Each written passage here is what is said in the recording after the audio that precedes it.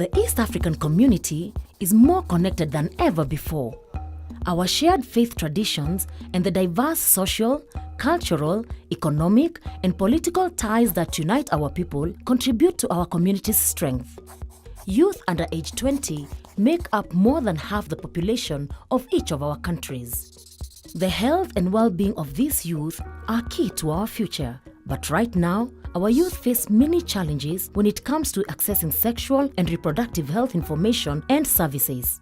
These challenges, which can include lack of support, provider bias, and stigma, are hindering the growth and prosperity of our youth and our community. Youth do not receive adequate information concerning SRH, that is sexual reproductive health, because of the limiting factor of the services. When young people come to seek for those services that are deemed to be for adults, they face a lot of barriers with the healthcare providers. They don't get support from parents and they don't get support from the community and the relatives.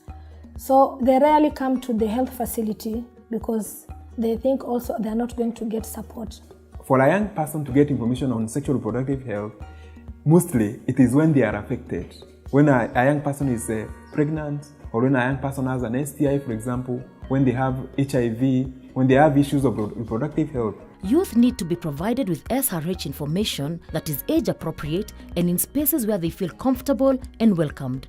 It's important to have youth-friendly services. That's where they'll get the correct information, one, and two, they'll share experiences. Equipped with these resources, young people can make informed choices and fulfill their potential.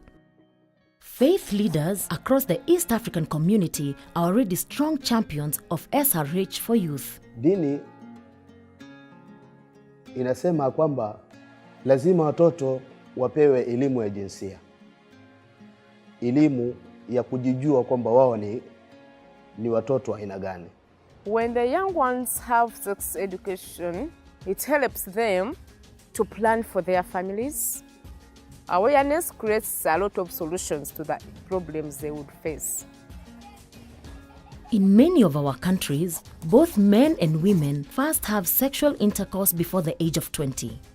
The percent of teenagers ages 15 to 19 who are already mothers range across countries and is as high as 21% in Tanzania. That's more than 1 in 5 girls.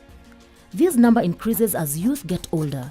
By age 25, roughly 4 in 5 women have given birth. Leaders from different faiths recognize that their support for young people must include providing them with age-appropriate SRH information and education. Kwa sababu hiyo, ilmu ya jinsia ikiwa ni mojawapo ya ilmu ambayo kwamba ni muhimu sana kwa watoto wetu kujua. Kwa sababu gani? Kullukum ra'in wa kullukum mas'ulun an ra'i. Nyote ni wachungaji na nyote mtaulizwa kuhusiana na kile ambacho kwamba mmekichunga. Kwa hivyo dini ya Uislamu haijakataza, bali imekuwa ni yenye kuhimiza tuwe ni wenye kutafuta ilmu ambayo kwamba inanasibiana na umri mbalimbali za watoto wetu, tuwe ni wenye kuwafundisha ili wawe ni wenye kujiepusha na janga ambazo kwamba pengine kwa kutofahamu wangekuwa ni wenye kuingilia. It's important to have discussions about reproductive health from the early stages so that even as people grow up, they are able to make those responsible choices about their life and about their future. SRH rights for youth, especially girls and young women, are protected within continental and regional commitments like the Maputo Protocol and the East African Community Treaty. But more needs to be done. The East African community should lead the way to harmonize SRH policies at the regional and national level. In 2017, the East African Legislative Assembly introduced the SRH bill that includes protections for the region's youth. If it becomes law, the new policy can help build the human capital needed for a healthy and vibrant East African community and set the pace for other regions in Africa. As effective champions for youth and respected leaders in their communities, faith leaders can partner with legislators to safeguard the future of East Africa's youth. These religious leaders, they are the gatekeepers. They are the doormats. When people are struggling with family planning, family issues, when they are sick, the first people to go to are not the politicians.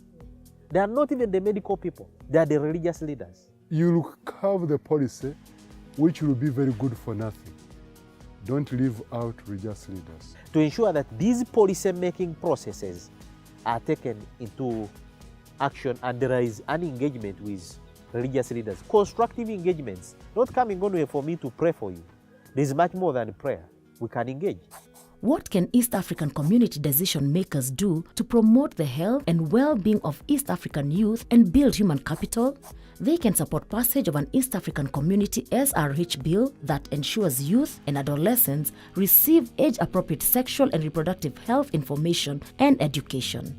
Strengthens parents' capacity to provide appropriate information on SRH to their children, and guarantees pregnant girls have the right to access education and are not expelled from school as a result of pregnancy.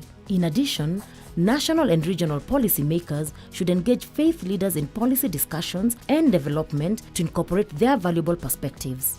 The adolescent period is a period that young people need a lot of information. It is a period that they need to make decisions.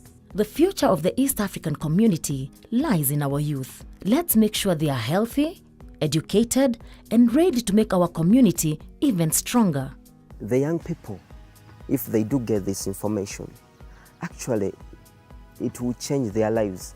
It is even the same to me. Today when I've got this information, it has really built and it has pulled out that ignorance which I had towards it.